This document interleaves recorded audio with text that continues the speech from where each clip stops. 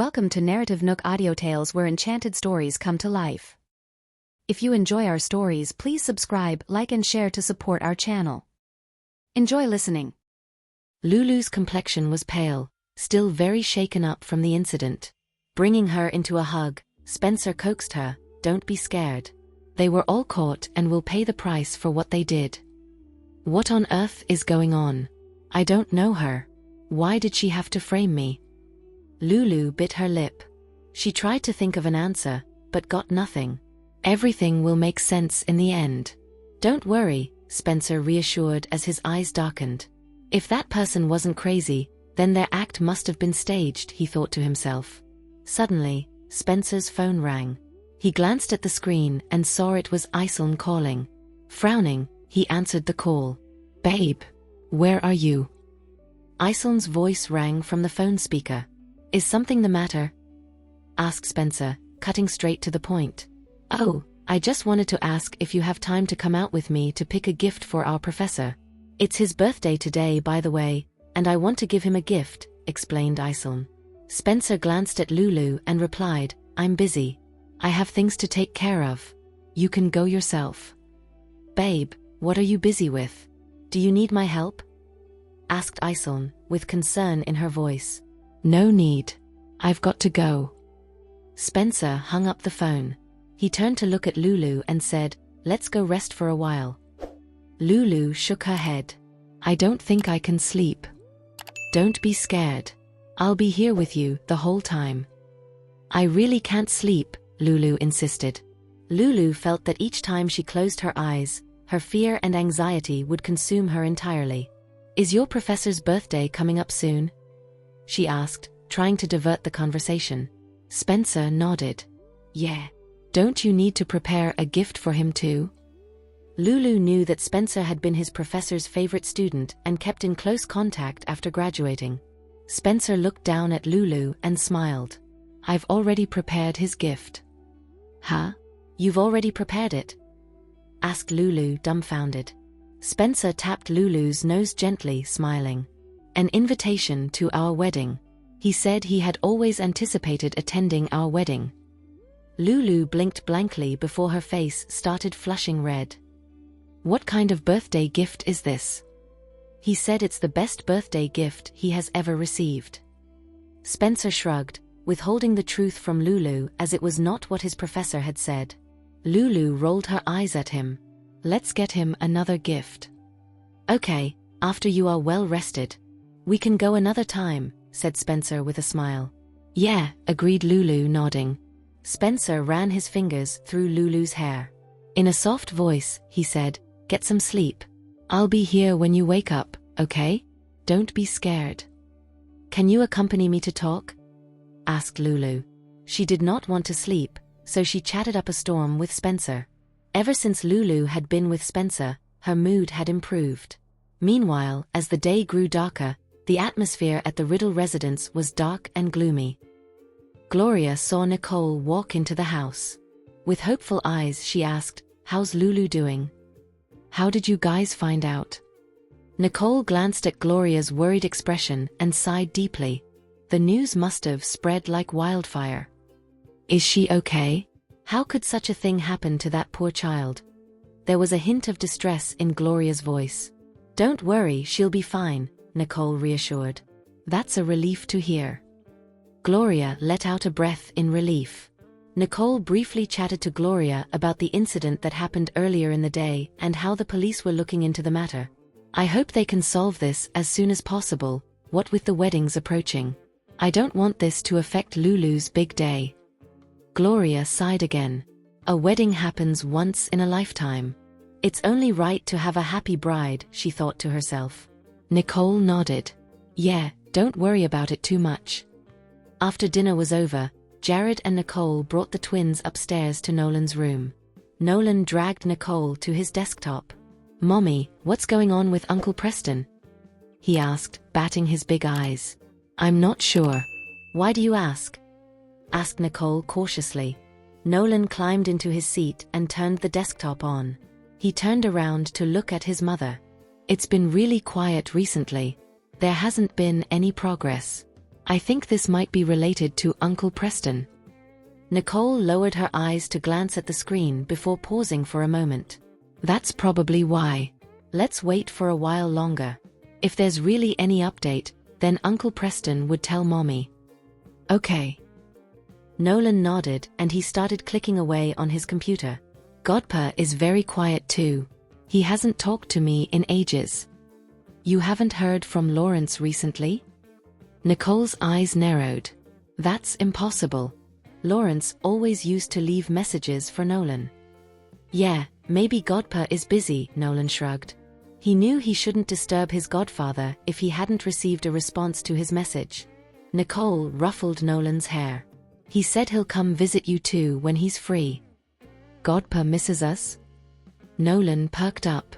Nicole nodded. Yes, he wants to see you both. Nicole saw how bright Nolan's face was when she mentioned Lawrence's name. He must miss him a lot. Nicole thought of arranging the twins to meet up with Lawrence over the period of the next few days. She did not notice Nolan excitedly sending messages to Lawrence about the good news. Mommy, is Godpa very busy? Nolan told me that Godpa hasn't sent him a text in a very long time, Lana said curiously, as she walked over and tugged on Nicole's shirt. Yeah, apparently he's been a little busy recently, replied Nicole, ruffling Lana's hair too. Lana frowned.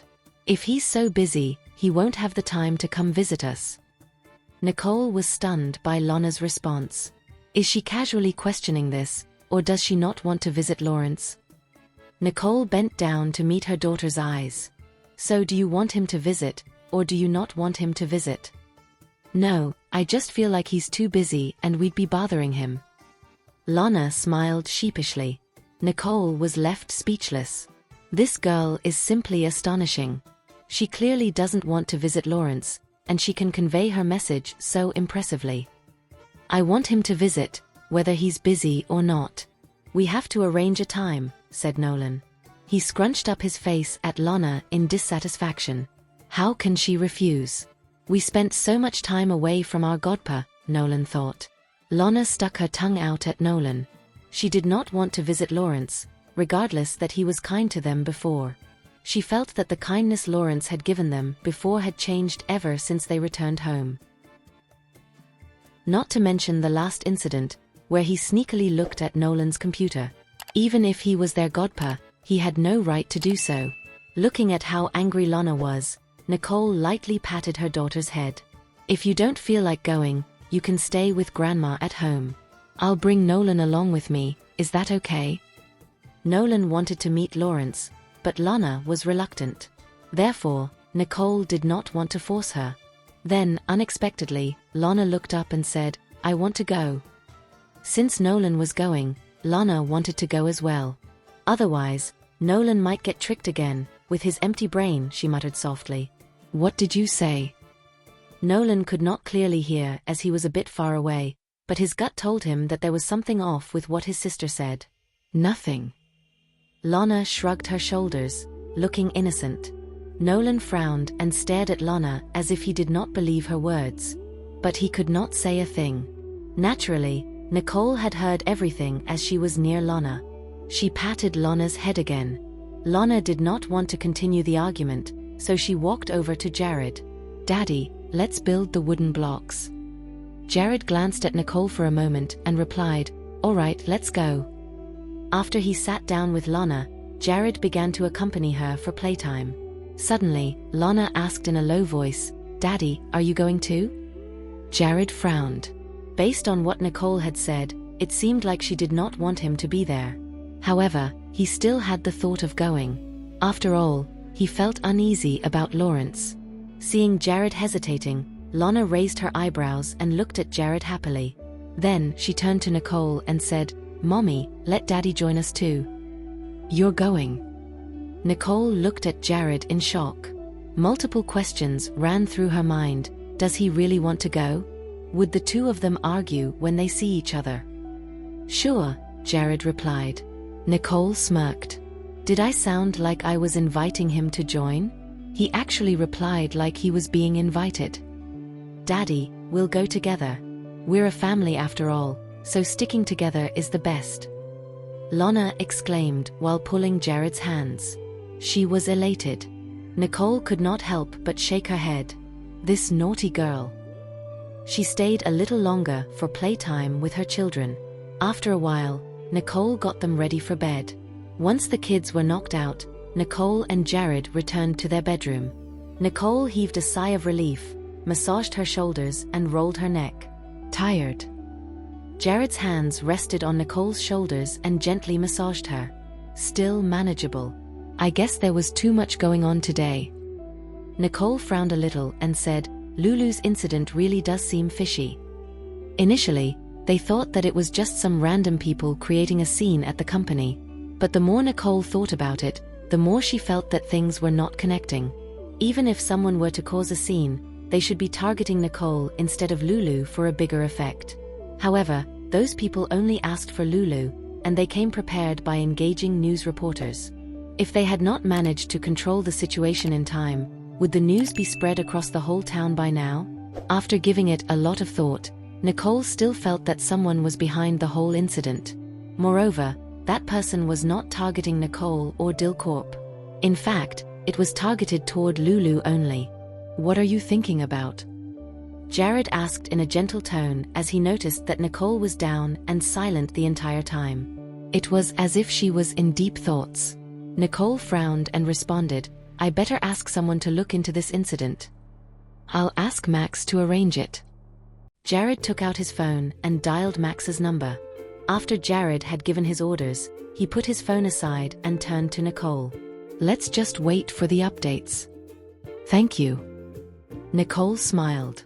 Even if she were to arrange for someone to investigate the matter, it would be challenging. It would be faster with Max's help. You should get some rest. Jared held Nicole's hands and pulled her to the bed. Okay. Nicole lightly nodded her head. She was definitely tired. Once the lights were out, the whole room was filled with silence. The next morning, the sun shone brightly. After breakfast, Jared and Nicole sent their children to school.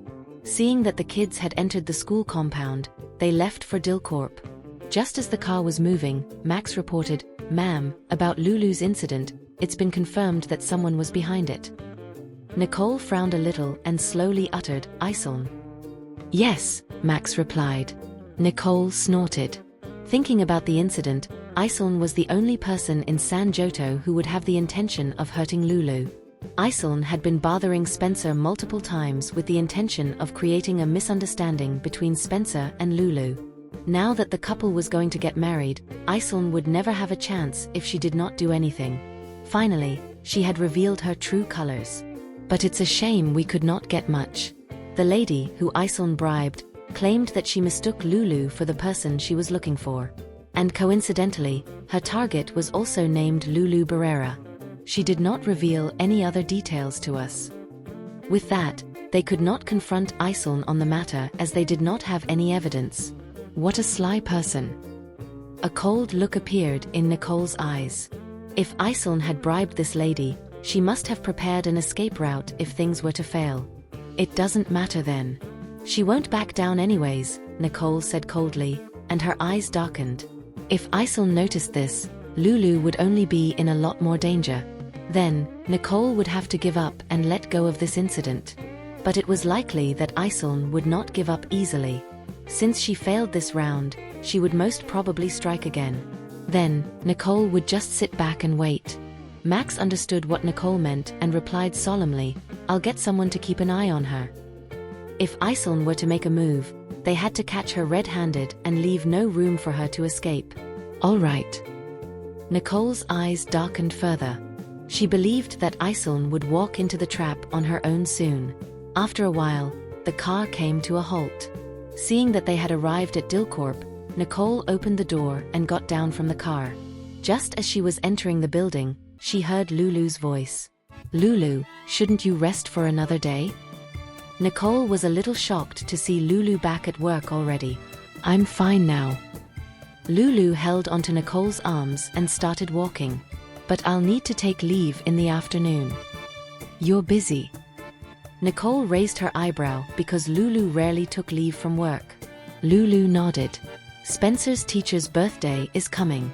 I'm accompanying Spencer to buy a birthday present. I guess the both of you are fine now. Nicole smiled. The two of them chatted while they walked to the office. I'll get to work now. Let me know if you need help, said Lulu, walking toward her office. Nicole turned around and entered her own office. Just as she sat down, her phone rang. Seeing that it was Preston, Nicole raised an eyebrow. She picked up the call. Preston, you've got some news. How did you know? It was Nolan who discovered it. So, I guess you might have some updates on your side, Nicole said frankly. Preston understood the situation immediately. So that's the case. I thought you could predict the future. Hearing Preston's mocking tone, Nicole could not help but laugh. How's the investigation going? I've looked into the suspicious traces found previously. Some of it was truly done out of curiosity, but there was one that seems questionable. And we've managed to track down that address, Preston explained briefly. Have you identified the person? Asked Nicole, eyes narrowed. Gary's looking into it. At the moment, we haven't identified the actual person yet, but I'm sure he or she is in San Joto. Preston's voice lowered a little as he said, in fact, that person might be someone close to us. Someone who's involved in our lives. You're saying there's a high chance that it's someone we know? Nicole's heart felt heavy. Could it really be someone they know? Oh, one more thing. Someone accepted your task. That person has contacted us, and we've checked them. Although we're not sure of the person's actual identity, he seems to be capable. Preston added, does he know where the fire crest is? Nicole's voice turned anxious. No, he mentioned that he only knows where the other 4 crests are. As for the fire crest. After a pause, Preston sounded helpless as he said that it's with you. Everyone knew about this, but not many knew that Nicole had lost the fire crest. Then, you can ask him about the 4 other crests. As for the money, you can decide with him. Nicole lightly shook her head. The one which she was most concerned with was the fire crest. After all, the rest of the crests had nothing to do with her. But since the person could reveal the whereabouts of the other crests, it would not be a harm for her to have that knowledge. All right, I got it, Preston replied. Great. After that, she changed the topic of conversation. Do you have any other comments about the tech company? No. You guys did a perfect job in preparing it. The people you recommended are great too. You can ask them to come over immediately, Preston said, full of gratitude. Thank you, Nicole. Now, Preston not only owned a tech company, but everything had been prepared for him by Nicole. You're welcome. It was meant for you anyways. Nicole smiled. All she did was transform Dillcorp into a tech company which Preston would prefer to manage. I promised to treat you to a meal. Once I'm done with the investigation, I'll call you and book a date, Preston said. Sure. Nicole replied and hung up. After she had put her phone away, Nicole narrowed her eyes. Someone around me. At noon, Lulu brought Nicole's lunch order into her office. Here's your lunch. Thank you. Nicole smiled. Remember to have your lunch. I'm leaving now. Lulu waved as she was about to leave. You have a date, right? Nicole teased. Lulu explained, it's not a date.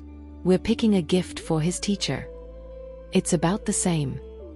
Nicole smiled and gave a teasing look at Lulu. After you're done picking a present, the both of you can spend more time on dating. Whatever. I'm leaving now. Lulu's cheeks were so red that she turned around and ran off. Nicole smiled and shook her head. They're about to get married soon, and she's still so shy about it. Opening her lunchbox, Nicole was satisfied with what Lulu had picked for her. It was all of Nicole's favorite food. She began to indulge in it happily. Meanwhile, Lulu had stepped out of Dillcorp, and Spencer had just arrived to pick her up. Spencer. Lulu waved her hand, and Spencer parked the car in front of her. After Lulu got into the car, Spencer started the engine again and drove to the mall. What are you planning to pick out? Lulu asked, hoping to shop purposefully. Spencer gave it some thought and replied, I think we could check out some famous teas. My teacher likes that.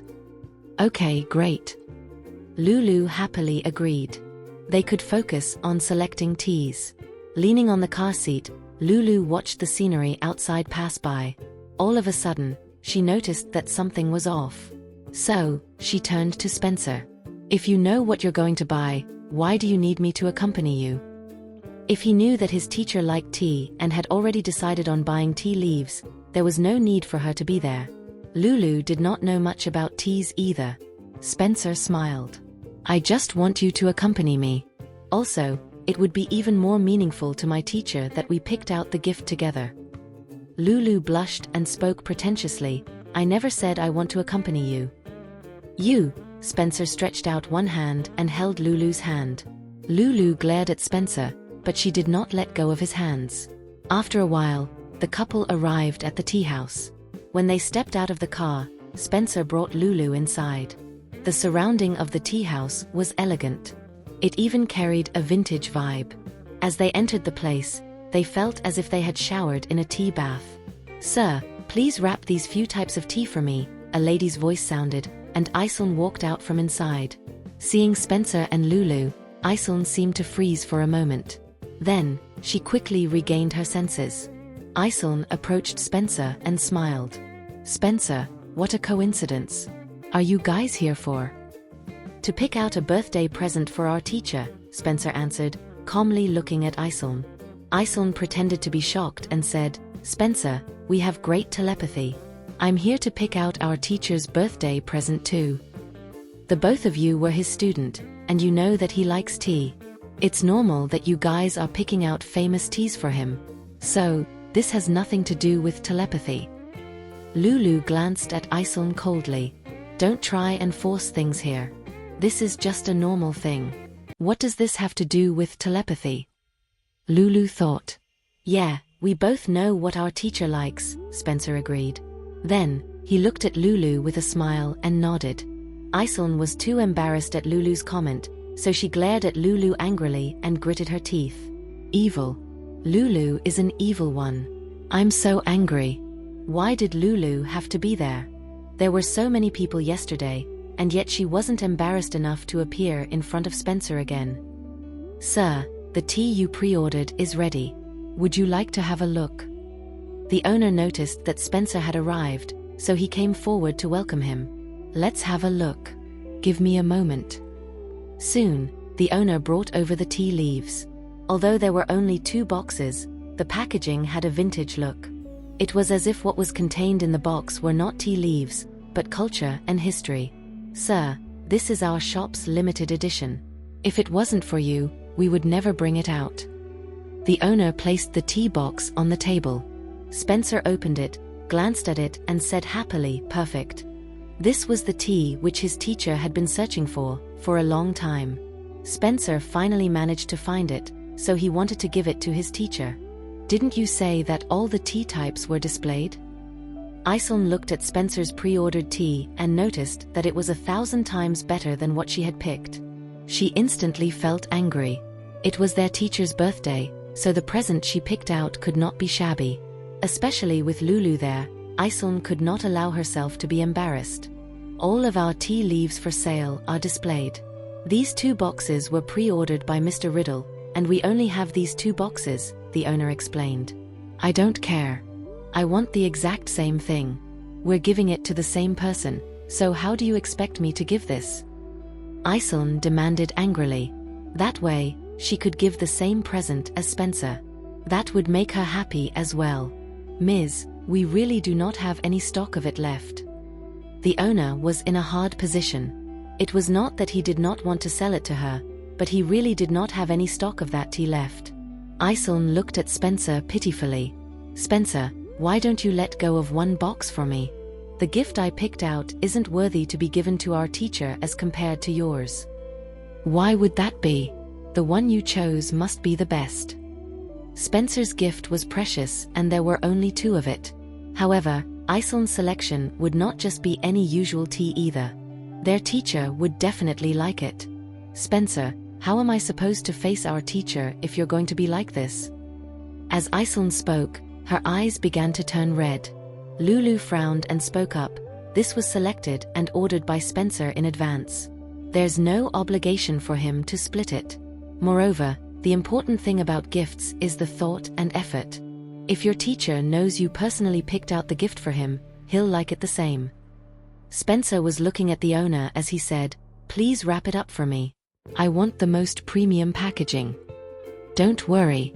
We've got your back," the owner replied immediately. He ordered his employees to wrap it up.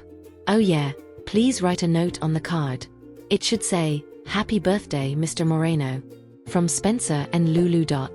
After the owner noted it down, he personally went over to instruct his employees. After a minute, the owner returned with a gift box in hand. He handed it to Iseln and said, "Ms., this is the one you selected previously. The wrapping has been completed." Iseln seemed cross for a moment and embarrassed the next moment. She could only take the box. The gift, which she had selected, instantly seemed worthless as compared to Spencer's. There was no way she could give it. Not to mention, Spencer's present had Lulu's name on it. "How could I lose to Lulu?"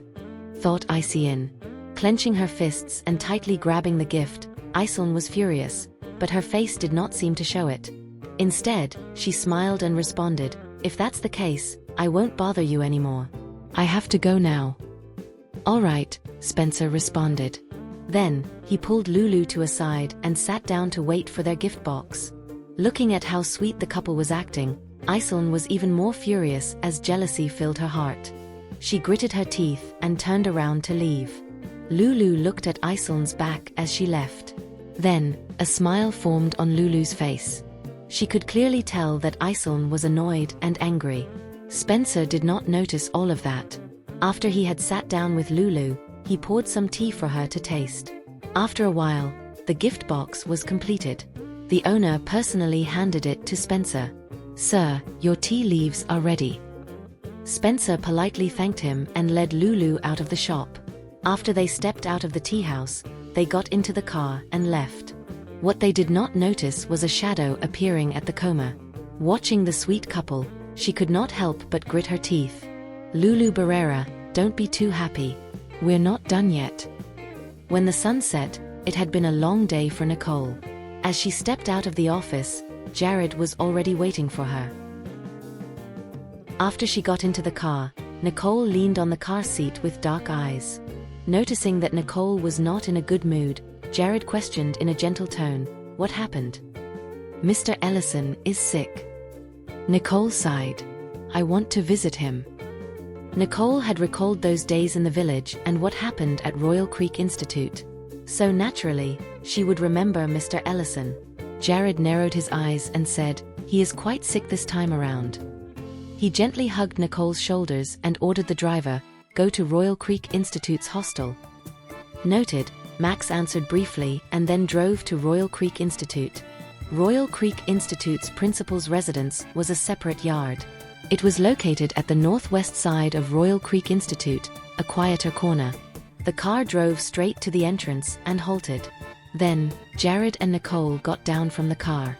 As they entered the place, they saw that the entire yard was simple and elegant. However, it seemed even more empty with the quietness there. "Isn't there anyone taking care of him?" Nicole frowned. "This place seems to be too quiet. I'm sure there's a nurse." As Jared said this, he brought Nicole into the house. Sure enough, they met a middle-aged lady who seemed to be a nurse. From the looks of it, she had just fed Mr. Ellison his medicine. Looking at Nicole and Jared, the nurse was stunned. "You are? We're Mr. Ellison's friends." Nicole could tell that the nurse had other things to attend to, so she added, "Just continue with what you were doing." "All right," the nurse responded and left. Nicole and Jared knocked on Mr. Ellison's door. After hearing a deep response, they pushed the door open and entered the room. "Mr. Ellison." Nicole saw Mr. Ellison lying in bed. The haggard look on his face made him look older. Seeing that it was Nicole and Jared entering his room, Mr. Ellison was shocked. He stared at them and forgot to respond. "You looked fine the last time we met. How did you suddenly get so sick?" Nicole frowned and unconsciously stretched out her hands to measure Mr. Ellison's pulse. "Why you?" Mr. Ellison was a little shocked. Although it was Nicole who was standing right in front of him, he could not point out what was different. This meeting with Nicole felt odd to him. Moreover, with Nicole suddenly acting as such, it made Mr. Ellison feel that the old Nicole had returned. Knowing what was in Mr. Ellison's head, Nicole remained silent and continued to measure his pulse.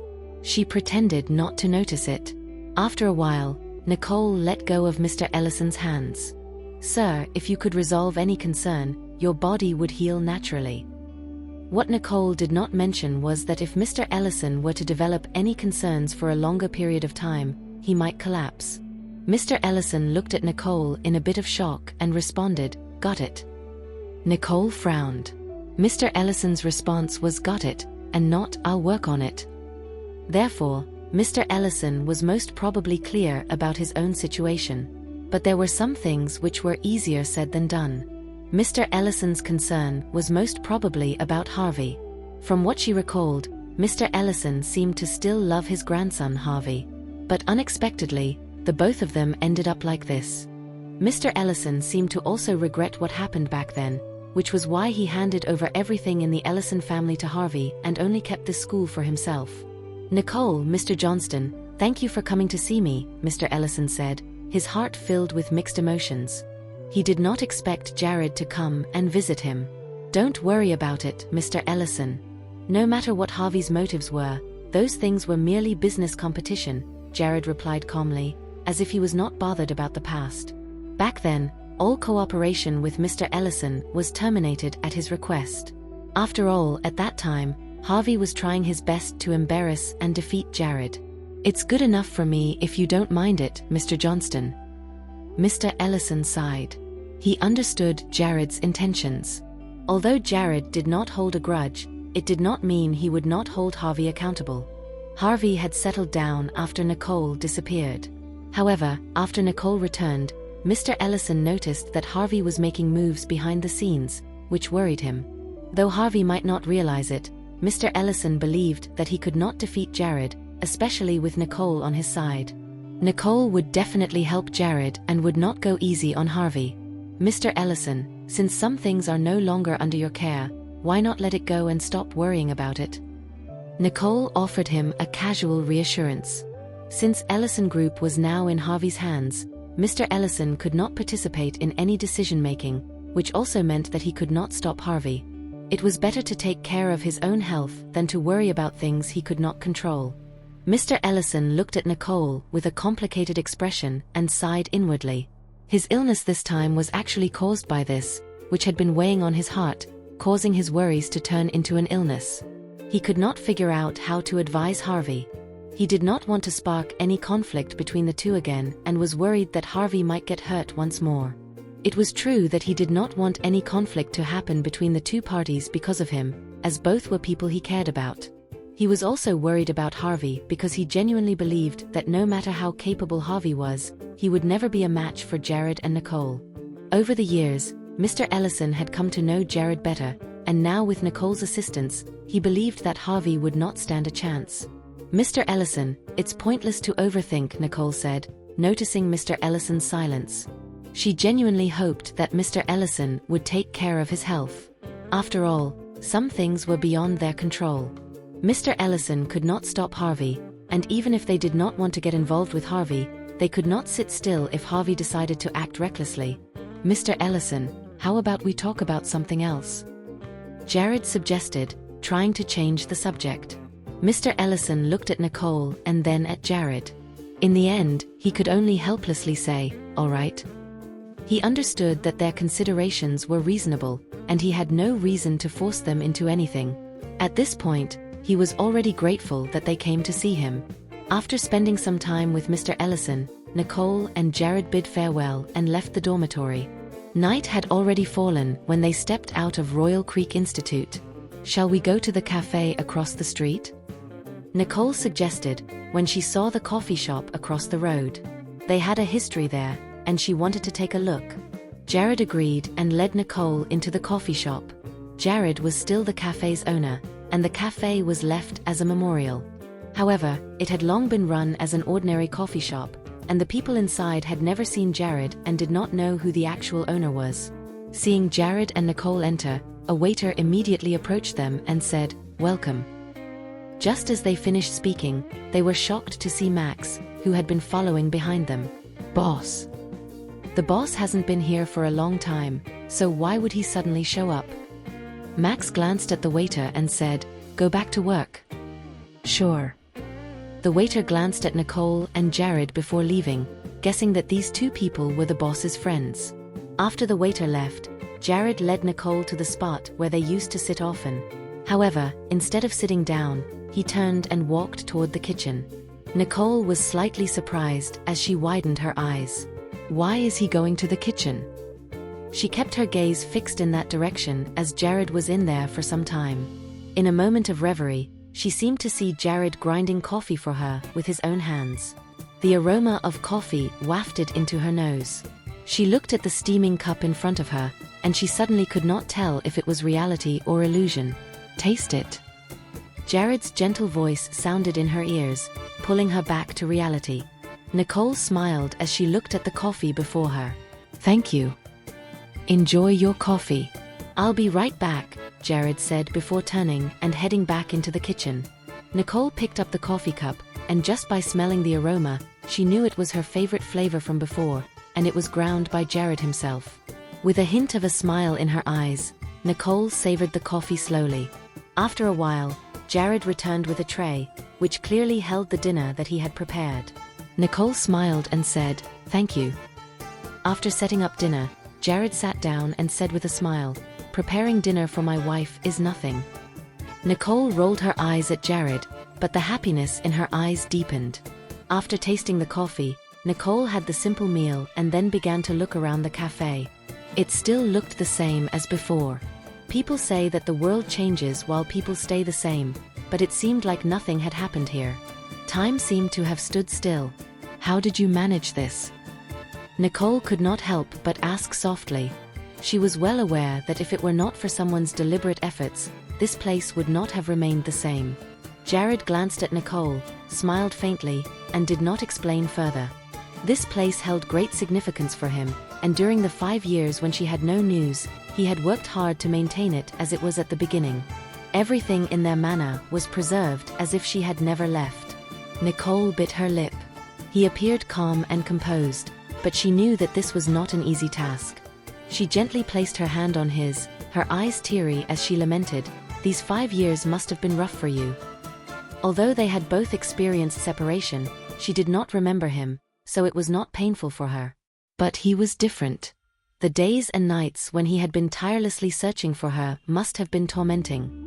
Jared turned his hand to hold hers and pulled her up, saying, "Come on, let's go home." Nicole looked at him with a faint smile and nodded. She then followed Jared out of the cafe. Thank you for listening. If you have enjoyed this story, please like and share so others can see it too. Also hit the subscription button and notification bell so you can be notified on our next release.